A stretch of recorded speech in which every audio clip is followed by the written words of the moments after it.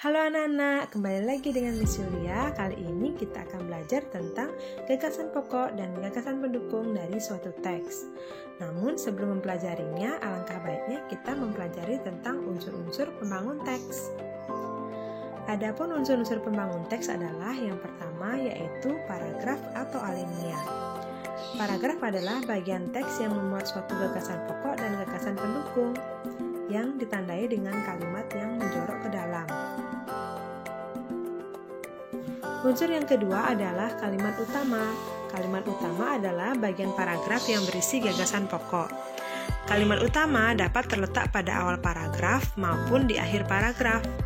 Kalimat utama yang terletak di awal paragraf disebut dengan paragraf deduktif, sedangkan kalimat utama yang terletak di akhir paragraf disebut paragraf induktif.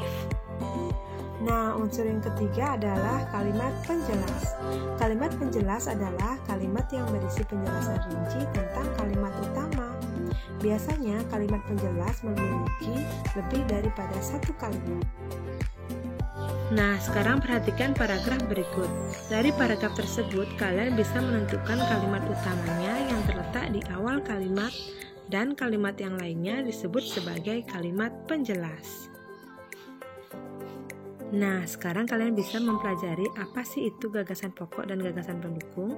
Gagasan pokok adalah ide utama yang dibahas dalam suatu paragraf, dapat berupa kalimat utama atau pokok paragraf.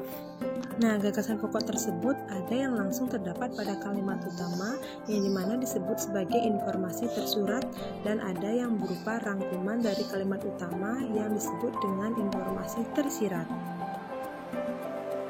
Nah, sekarang apa yang dimaksud dengan gagasan pendukung? Gagasan pendukung adalah uraian atau tambahan informasi dari gagasan pokok yang terletak pada kalimat penjelas.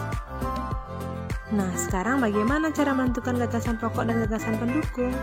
Ya, dengan pertama, membaca intensif. Yang kedua, memberi tanda pada kalimat penting dan mencatatnya.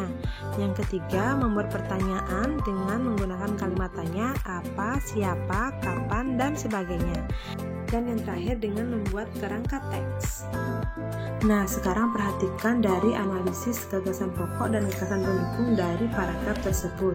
Dari kalimat pokok, kita dapat menentukan gagasan pokoknya adalah pawai budaya menjelang HUT kemerdekaan Indonesia.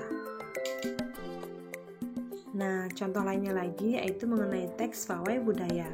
Pada paragraf tersebut, kita bisa menentukan gagasan pokoknya adalah pawai budaya menarik perhatian warga Kampung Babakan, dan gagasan pendukungnya adalah pawai ini selalu menampilkan keragaman budaya Indonesia. Nah, anak-anak, cukup sekian pembelajaran kita kali ini. Semoga dengan informasi singkat tadi, kalian dapat menentukan gagasan pokok dan gagasan pendukung dari suatu paragraf. Jangan lupa terus berlatih dan tetap semangat belajar. Sampai jumpa lagi.